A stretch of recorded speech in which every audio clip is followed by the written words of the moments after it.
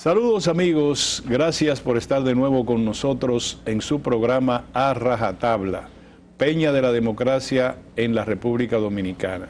Gracias por estar con nosotros a través de Teleradio América para todo el mundo y de Super TV 55 en Santiago. También al novedoso emprendimiento mediático Canalda TV, que nos retransmite los días sábados a través de las redes, así como las redes de nosotros, las redes de los canales que son anfitriones de este programa. Y también para todo el mundo. Muchas gracias por estar con nosotros. En el día de hoy, nosotros tenemos una muy útil conversación con el general Rafael Guillermo Guzmán Fermín, ex jefe de la Policía Nacional, ahora miembro de la Dirección Nacional del Partido Fuerza del Pueblo, experto en materia de seguridad, y de eso y temas aledaños vamos a tratar con él. Ahora yo quiero decirle a ustedes, para poder contextualizar este programa, que los últimos reportes de prensa hablan de un crecimiento de la delincuencia y la criminalidad, y hacen énfasis en la criminalidad. Este programa, en su comentario respecto a este flagelo, ha agregado el tema relacionado con el ánimo público, lo que el productor, servidor de ustedes, define como el delito o el crimen, en este caso, de la ira. Una ira no producida por una ofensa, sino una ira establecida también en un contexto de violencia contra poblaciones vulnerables o de incertidumbre en la clase media. Fíjense los delitos que no provienen, los crímenes, especialmente los homicidios, que no provienen de robos, atracos, sicariatos y otras modalidades del crimen, sino que provienen fundamentalmente del crimen de ira, la gente fuera de sí, el ánimo público. Estos crímenes se producen en el contexto familiar y es el caso del padre que mata a la hija de 14 años y luego se suicida. Y los vecinos dicen que el padre había amenazado a su niña porque se comportaba mal. O el caso de una pareja de cuñados que se baten a tiros en la entrada de una gallera. Ese es crimen de ira, crimen que viene de una perturbación que no está dada por el delito, por la infracción propia, precedente o predeterminada de la ley. Es decir, un atraco se produce una muerte, en un sicariato se manda a matar, en un robo puede producirse una muerte, y el feminicidio, que también se ha incrementado en los últimos tiempos. Estas estadísticas, digámoslo así, periodísticas, contrastan con las estadísticas oficiales. Uno de los asesores del Ministerio de Interior y Policía ha señalado que los homicidios que tienen distintas características, pueden ser también asesinatos, si tienen los elementos constitutivos de la premeditación o la alevosía. Pero homicidio en sentido general, dice esa estadística oficial, han disminuido en un 25% en los últimos meses. Pese a que el presidente de la República dijo que mayo fue el mes pico de los crímenes relacionados también con homicidios, asesinatos y demás, y feminicidio. De todo esto vamos a hablar en este programa. Vamos a irnos a un cambio y yo voy a circunscribir mi comentario a eso, para que ustedes sepan que le vamos a dar mucha importancia al tema de la seguridad ciudadana. Nos vemos en un momento.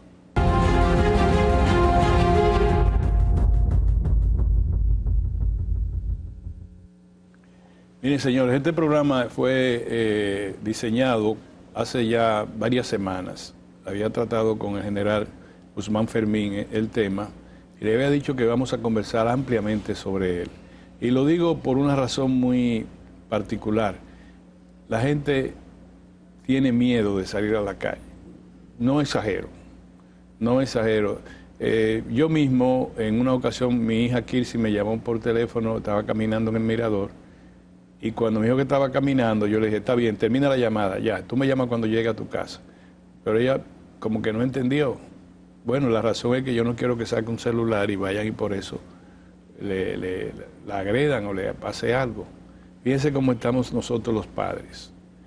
Y eso rápidamente me llamó la atención. Analizamos el crimen relacionado con la ira ciudadana, no solo en los sectores vulnerables, es decir, no solo se matan 2 apuñaladas en un colmadón, o se baten a tiro en un colmadón, o 2 cuñados en La Vega, o el padre en San Juan de la Maguana que mata a su hijo. También en la clase media ocurren muchos casos similares. Yo lo atribuyo, repito, a crímenes de ira. Pero el general Guzmán Fermín, nos va a decir, a partir de esta interrogante que le voy a plantear. Hay 2 escenarios, general. Saludos, ¿cómo está usted? Gracias, Orión, por la honra de invitarme a tu espacio y con los amigos televidentes. Gracias, la honra es mía, el honor es mío. Pero mire, 2 cosas. Hay un contraste. El gobierno dice que se está cediendo el auge de la delincuencia, y yo quiero que usted me separe delincuencia, me lo pueda separar si es posible, y criminalidad, que está cediendo. Y se expresa en que el número de homicidios se redujo en un 25% en los últimos meses. ¿Es así? A mi entender, Orión, aquí hablando a rajatabla, Sí. de conformidad con lo que está diciendo el gobierno, que en el último mes, dijeron una semana, la última semana bajó en un 25% la criminalidad. De conformidad con esos datos, yo me imagino que en 3 semanas más ya no habrán aquí criminalidad ni homicidios. Porque si cada semana se reduce un 25% con lo que están haciendo ahora, después que el presidente asumió el control de la policía, se supone que en 3 semanas más aquí ya no habrán homicidios, ni habrá criminalidad, cosa que es un absurdo. Y ese es el problema de tratar siempre de minimizar las cosas a través de los medios de comunicación con propaganda, porque induce a la falsedad. Porque no es cierto de que en el país tengamos un ambiente de seguridad ciudadana, sino al contrario, cada vez más se agrava. Y entre las preguntas que tú me hiciste, hay un mal enfoque, porque el Estado está confundiendo, yo diría que de manera deliberada, porque ya yo lo he expresado muchas veces, el índice de criminalidad con la tasa de homicidios. Y se están enfocando únicamente en trabajar la reducción de la tasa de homicidios, dejando de lado las otras variables, los otros componentes del índice de criminalidad.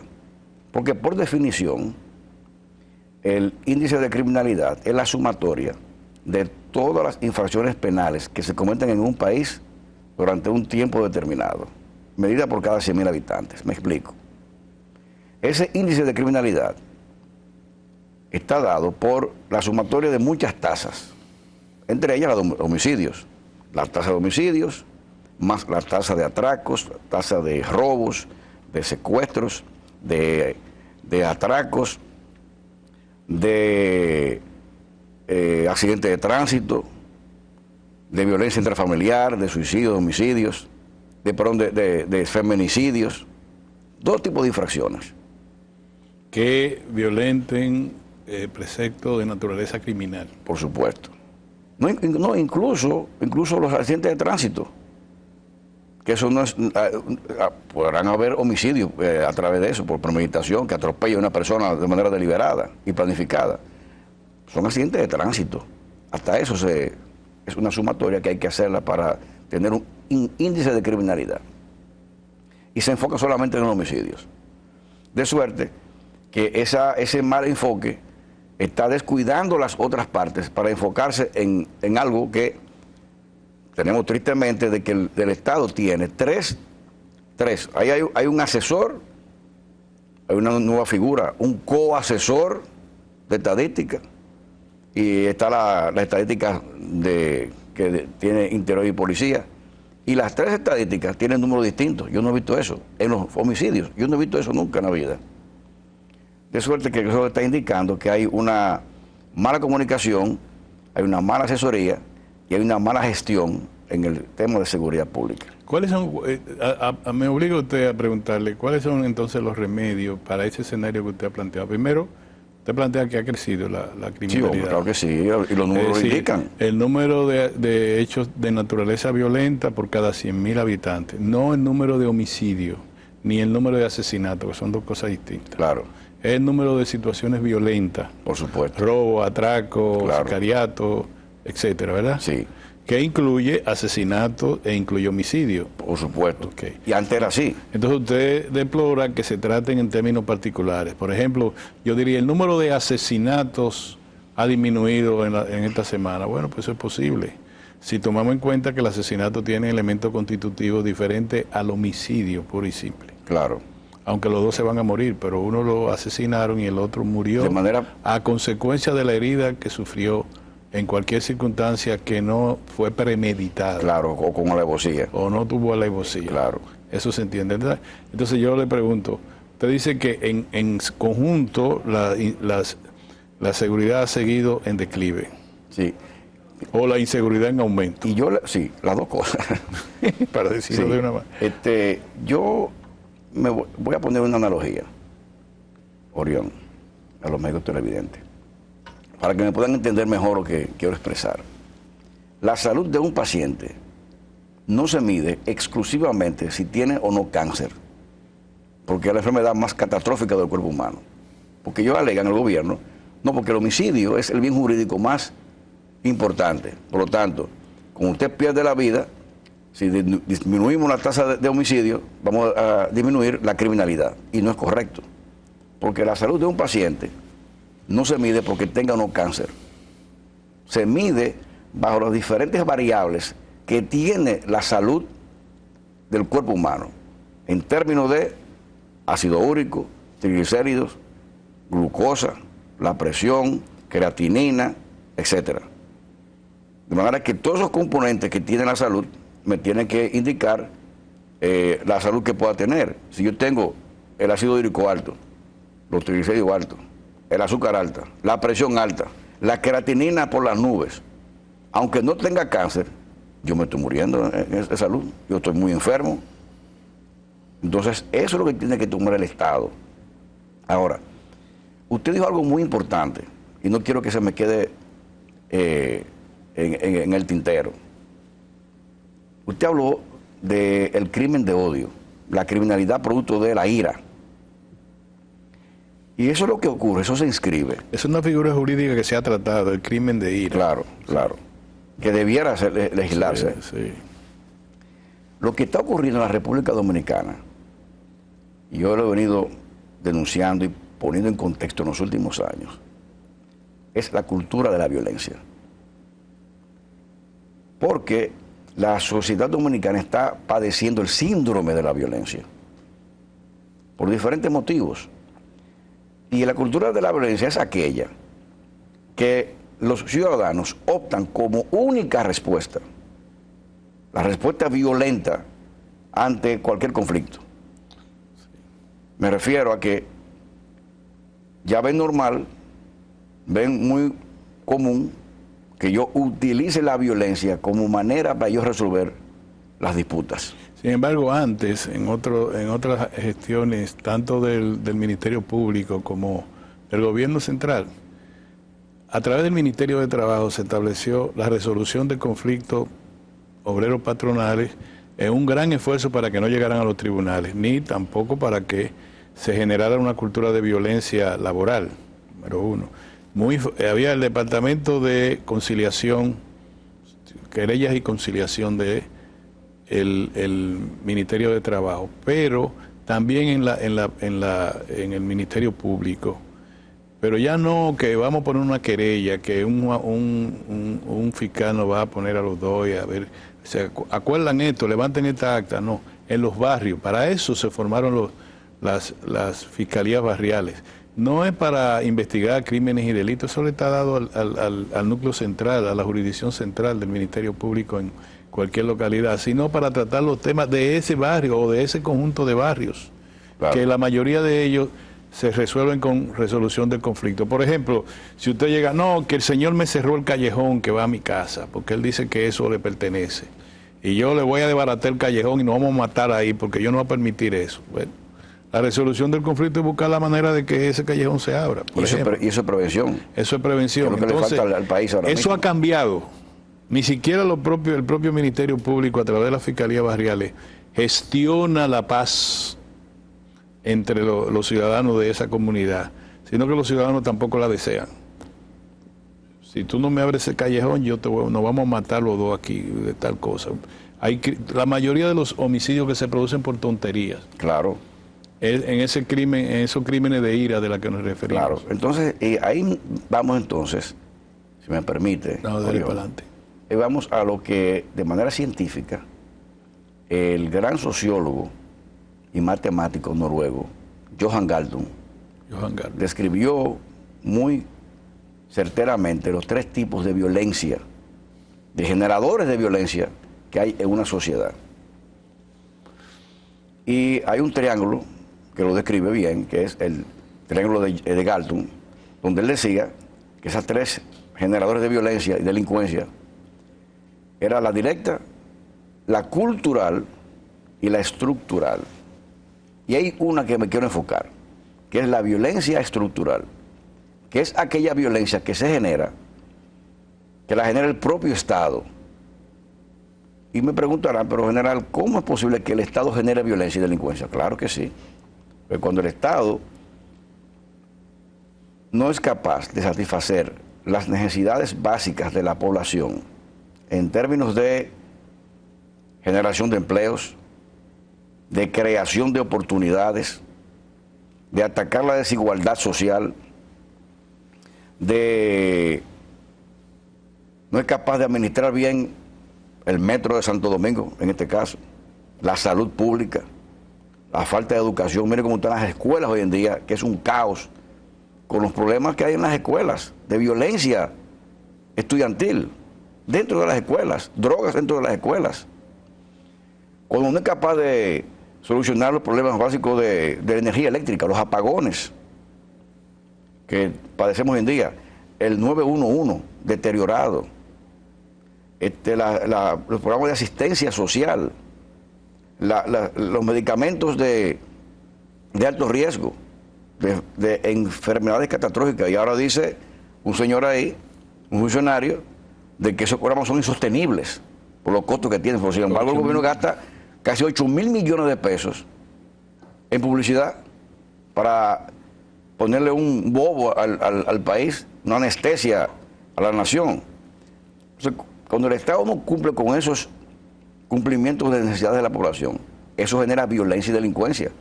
Y me pongo un ejemplo sencillo. Los apagones. ¿Qué traen los apagones? Los apagones generan ira en la población, enojo, porque se dañan los alimentos en las casas. Usted no puede tener agua para usted ducharse, ni cepillarse, ni lavar, ni planchar. Usted no puede estudiar en la noche de los estudiantes por los apagones, pero además de eso también, eso genera ansiedad, genera disgusto, desconfianza en las autoridades y otra parte genera delincuencia, porque en la noche esto es un manto protector para los ataques y los asaltos. Entonces eso genera el propio Estado. Y hoy en día, ante tantas crisis como describió el Listín Diario, es una gran investigación que realizara una periodista, Judith Medina, no recuerdo el apellido, Judith, creo que Judith González, algo de eso, que provocó un editorial del Listín Diario sobre la crisis que tenemos hoy en día. Esto va a provocar que en el país, cuando hayan huelgas, protestas por estos servicios, será el propio Estado el responsable principal de esa violencia que ocurre en la República Dominicana. Ok, no hemos puesto otros elementos. El Estado, bueno, por eso es la violencia en toda América Latina, porque el modelo de económico ha fracasado estrepitosamente en América Latina. Aquí lo tenemos con una formalidad, como usted dijo, sin hacer auscultar el cuerpo humano, con muchas falencias en términos de otros elementos de la economía. Por ejemplo, Nosotros estamos sostenidos, nos dicen, es buen negocio hacer zona franca en todas partes. Bueno, hay 193.000 empleos de zona franca, de los salarios más deprimidos, no solamente del país, sino en comparación con sus iguales en cualquier parte del mundo, porque esa es la competencia. La competencia es menos salario, menos capacidad de respiración de los trabajadores, y eso se ve bien porque eso ayuda. Mira, atente ahí con un empleo de zona franca, por ejemplo. Pero no se trata de desarrollar la industria local, no se trata de desarrollar las exportaciones nacionales. Nos dicen, las exportaciones nacionales aumentaron, le agregan 6.000 millones de la zona franca. Eso no es, esos dólares no se quedan en la República Dominicana. Los dólares que se quedan en la República Dominicana son los que la zona franca compran productos locales, que pagan los salarios, que pagan la luz, que pagan eso. Entonces súmele eso y diga, la zona franca contribuyen con las monedas fuertes en la República Dominicana en tanto, pero no lo coloquen en las cuentas nacionales, como si fueran exportaciones nacionales. Las exportaciones nacionales son las que exportamos nosotros, los que estamos aquí. Las zonas francas tienen otra textura. Las alianzas público-privadas, la historia de todas las alianzas del Estado con la iniciativa privada nacional y extranjera no es buena. Por tanto, sería bueno si nos van a leer la letra pequeña que tiene. Pero cuando usted da todas las tierras, por ejemplo, del cuarto polo turístico, toda la tierra en una dación de supuesto negocio entre el Estado y el sector privado, y no le explican cuál sería la participación en la dirección de ese proyecto del Estado dominicano, estamos regalando todos los bienes del Estado. Entonces es muy importante que eso lo señalemos. Ahora yo le quiero decir a usted, quiero que usted me diga, el narcotráfico, la nueva comunicación con un contenido de violencia, ¿no contribuyen también al estado generalizado de delincuencia y criminalidad? Actualmente, y no lo digo yo, lo dijo el presidente de la Dirección Nacional de Control de Drogas el año pasado, de la DNCD, que el 87% de la criminalidad en la República Dominicana tenía una conexión directa o indirecta con el microtráfico. Y aquí yo quisiera, muy buena pregunta, Orión, yo quisiera poner en contexto lo siguiente. Aquí hay dos temas que hay que puntualizar a rajatabla. Una cosa es el macrotráfico y otra es el microtráfico. Son dos áreas distintas. El macrotráfico de drogas, que la DNCD lo está combatiendo con mucho éxito, porque han dado más de 6.000 toneladas mucho decomiso, aunque hay algo cuestionable de que no he visto que han desmantelado estructuras organizacionales del crimen del narcotráfico. Nada más el material. Nada más droga, pero no vemos los presos, no vemos el desmantelamiento de la organización criminal. No sé. Aunque yo felicito al señor director, pero que ponga ojo en eso. No sé qué pasa con eso. Pero esos decomisos de drogas solamente benefician a los Estados Unidos, Europa, donde van dirigidos esos cargamentos. Ahora, el crimen de drogas, de narcóticos, más peligroso que le afecta a los dominicanos es el microtráfico. Y ese microtráfico no está siendo combatido hoy en día. Al contrario, ellos están a su suerte, están libres, están muy contentos ahora mismo los microtraficantes de drogas en los barrios, los puntos de drogas en los barrios. Y vamos a eso ahora.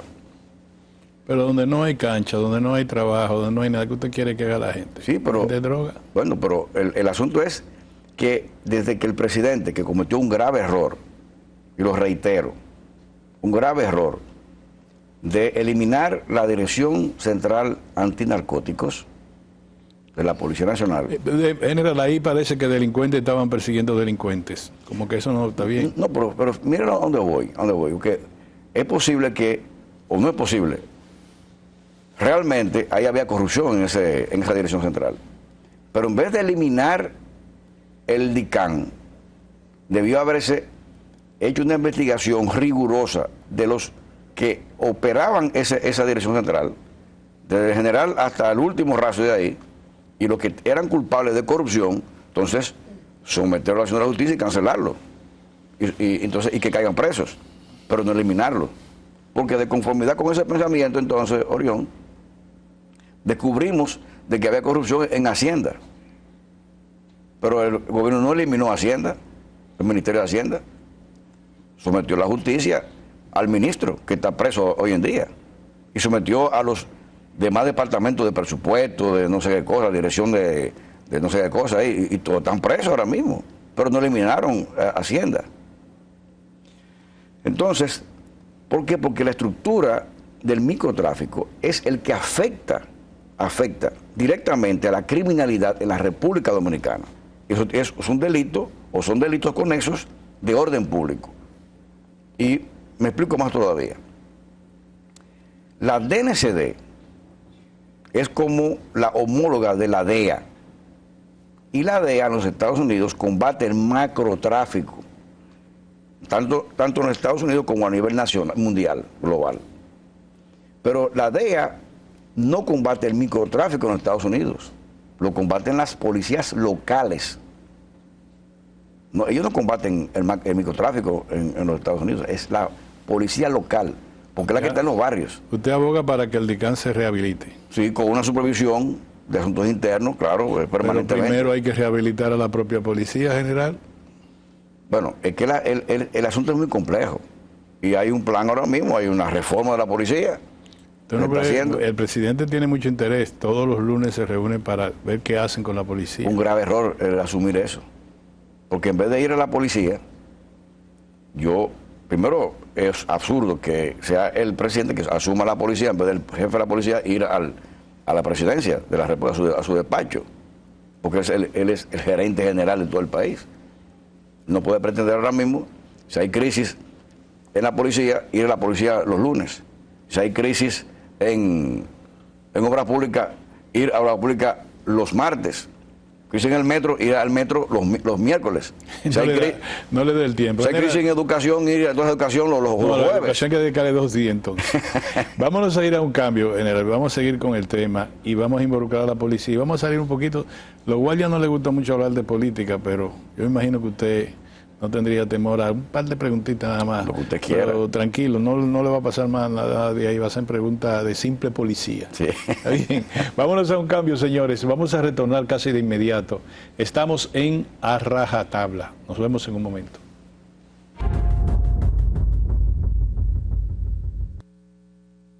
Muy bien, mis amigos. Muchas gracias. De verdad, siempre, toda la semana agradecemos al Cibao, a las 14 provincias del Cibao que están con nosotros, que nos reportan a través de internet, nos reportan audiencia. Muchas gracias a todas, especialmente al primer Santiago de América, que está con nosotros a través de Super TV 55 y de Teleradio América. Muchas gracias por estar con nosotros.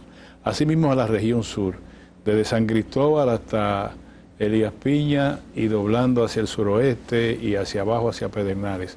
Gracias por estar con nosotros. Y el este del país, muchas gracias también hasta el fondo allá del turismo del este y el nordeste de la República y la línea noroeste. Creo que todos le hemos aceptado y agradecido con mucha complacencia su audiencia. Muchas gracias por estar con nosotros. Este es un programa especial que está tratando el tema de seguridad ciudadana. Yo quería preguntarle, a propósito de seguridad, vinculado con la seguridad, se está trabajando en la reformulación o reforma policial. Es correcto. Usted estuvo en las entrañas del monstruo. Usted estaba ahí. Desde muy joven. Es más, usted viene con raíces familiares. Su papá fue 2 veces jefe de la policía. Tuve la oportunidad de conocerlo en una ocasión. El general Rafael Guillermo Guzmán Acosta. Correcto. Es correcto. 2 veces fue jefe. 2 veces jefe de la policía. Sí. Correcto. Y usted es jefe de la policía, de padre a hijo. También. Entonces, yo quiero preguntarle, ¿usted no cree que nos ahorramos más tiempo si nosotros borramos a la policía completo y hacemos otra policía? No, porque se perdería ahí una gran capacidad y experiencia de muchos policías, porque hay que diferenciar 2 cosas. Una cosa es la policía y otra los policías. La policía en sí es buena. La estructura, su conformación jerárquica y funcional, que es similar a todas las policías del mundo. Son direcciones regionales, departamentales, inspectoría, de diferentes tipos de departamentos, de crímenes y delitos, qué sé yo, de inteligencia criminal, la preventiva, etcétera. Laboratorio, todo eso es la policía. Ahora, el problema está en los policías. Y dentro de los policías, que son los que operan la institución, entonces hay policías buenos y policías malos. Como hay también médicos buenos y médicos malos, ingenieros buenos y malos, periodistas buenos y malos. Porque no podemos generalizar, Orión. Yo no puedo decir de que los sacerdotes son pedófilos. Todo, no es posible. Vamos a borrar la iglesia porque todos son pedófilos. No, que hay algunos que han cometido pedofilia, claro que sí, pero no todos. Por lo tanto, la iglesia no, porque la iglesia en sí es buena. No podemos decir que los periodistas todos son corruptos que cogen dinero del gobierno. Y más ahora que han aumentado el presupuesto de publicidad. Que algunos tienen su chelito por ahí, es verdad, pero no todos. ¿De manera? Sin embargo, ya que usted está, yo lo veo muy incisivo en eso, yo le voy a decir una cosa. Yo traigo de mi revolcadero de burro, de vainilla, yo traigo mango, a veces muchos mangos. Yo no me gusta que se pierdan, entonces yo comienzo con un cuchillo a quitarle la parte que se daña cuando se madura. Sí. Llega un momento en que la mujer mía me dice, bótalo, no sirve completo, no te coma eso. No le digo más nada, usted me ha entendido. Pero vamos a hablar de esto, vamos a puntualizar. Entonces, hay los pocos policías que traicionan su misión institucional e empañan la imagen de todos los demás policías, porque no todos son malos, no, al contrario, la mayoría son buenos, sacrificados. Ahora, en esa reforma policial, porque hay que entender la reforma, y eso no se está haciendo, en cualquier tipo de reforma, primero hay que pensar de que la reforma que requiere la Policía Nacional no es una reforma cosmética, de un cambio de nombre, de jefe de la policía, director general, de cambio de uniforme, de gris, porque es muy fúnebre, azul. Yo he dicho que lo pueden poner hasta de rosado, si quieren, o de muchos colores, así como de la LGTB, vaina. Y no va a cambiar la policía, porque lo que requiere la policía es un cambio cultural, un cambio de doctrina, un cambio que implica una transformación interna de los policías en su formación académica. Pero ustedes tienen una eso conlleva, academia. Y eso es un proceso, pero ahí es que se empieza, es un proceso gradual que puede durar 15 años, 12 años, 10 años. No es de la noche a la mañana, porque es cultural. Y usted sabe de doctrina. Sí. Y es doctrina. Hay que generar una nueva doctrina de un cambio de modelo de orden público a un modelo de proteger y servir. Que el policía sea el protector y el servidor hacia la ciudadanía. Ahora se ha hecho mucho esfuerzo, por ejemplo, la policía comunitaria, la policía de vecindad. Pero ¿qué ha pasado? ¿Es culpa de la policía? No, es culpa de la policía, Orión, y amigos televidentes, y aquí a rajatabla. Es culpa del poder político. ¿Y cómo es posible? Claro que sí. Pues cuando hay planes de reforma, como estamos teniendo con el Plan de Seguridad Democrática, que ejecutó el presidente Fernández en el 2005, bajo un estudio sociológico de un año de 2004 a 2005, se estaba ejecutando ese Plan de Seguridad Democrática con mucho éxito durante 7 años y era para aplicarlo en 14 años. ¿Y qué pasó?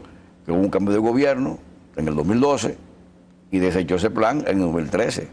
Y todo lo que se estaba haciendo en materia de reforma de la policía colapsó. ¿Culpa de la policía? No, culpa del poder político. ¿Qué debe prevalecer y en qué proporción en un policía frente al ciudadano? ¿La macana o la cabeza? No, obviamente la cabeza. Porque la cabeza, la resolución de conflictos, empieza con un policía bien preparado, bien entrenado, además también bien equipado. Ahora, si usted me pregunta, ¿cuál es más importante, la prevención o la represión? Es que son las dos cosas. Igual que la medicina preventiva o la medicina represiva. Son las dos cosas. Pero la fundamental es la prevención. Esa es la parte fundamental. Y para eso tenemos que tener policías bien preparados, bien capacitados y bien pagos. ¿A los policías debemos temerle o debemos quererlos? No, O admirarlos. Respetarlos. Porque cuando hay un policía en algunos sitios, uno dice, déjame irme de aquí.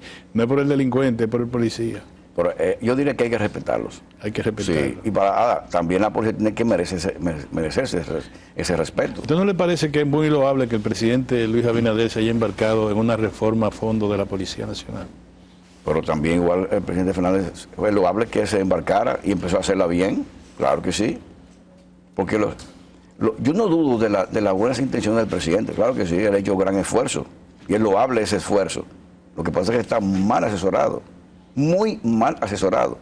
Porque mira, Orión, los presidentes y amigos televidentes no se equivocan, lo mal asesoran. Porque un presidente no tiene que saber, no tiene que ser médico o conocer de salud, pero tiene que tener alguien que lo asesore en salud pública. No tiene por qué conocer todo de ingeniería, porque no es ingeniero, pero tiene que tener un ingeniero que lo asesore en obras públicas. No tiene que saber de, qué sé yo, de economía, porque no es experto en economía, pero tiene que tener asesores en materia económica para gobernar. De manera que no tiene que ser policía para saber de policía, sino tiene que tener buenos asesores. En el área de la policía ha fracasado su gobierno porque no tiene buenos asesores ni buenos gestores en materia de seguridad ciudadana. ¿A qué se debe, general, que cuando yo estaba en la fiscalía hace más de 20 años, mucho más, nosotros enviábamos fiscales, ayudantes de fiscales, a todos los departamentos investigativos de la policía, homicidio, falsificación, etcétera? Y en vez del policía aprender derecho, el que salía policía era el fiscal. Incluso lo primero que pedía inmediatamente era, yo quiero un arma. Y cuando interrogaban, la primera pecosa la daba el fiscal, no le llamaba la atención. ¿A qué se debe? Bueno, yo diría que en esa época se debía a que empezó nuevo ese concepto. Pues ya hoy en día es diferente. Ya no ya hoy en día es diferente.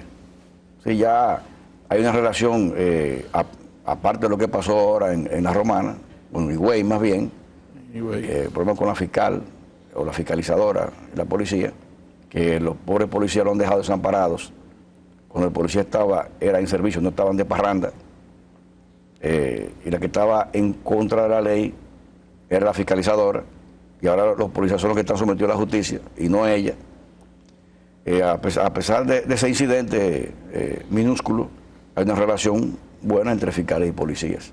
¿Usted cree que la policía le va mejor si un civil la dirige y no un oficial general? No, imposible. ¿No? Un civil no puede tener conocimiento de eso porque hay que tener condiciones profesionales muy puntuales en el tema de policía. Porque las policías técnicas las dirigen civiles, policía técnico judicial, son policías, pero están más proclives a la investigación. Pero eso es otra cosa. Eso es otra área profesional. Yo me refiero a la policía en sí. ¿Usted cree que debemos acompañar a la policía con una policía técnico-judicial que sea auxiliar propiamente del Ministerio Público y que la otra se quede como defensora de las propiedades públicas, lo del orden público y demás? Yo lo que diría es zapatero a sus zapatos.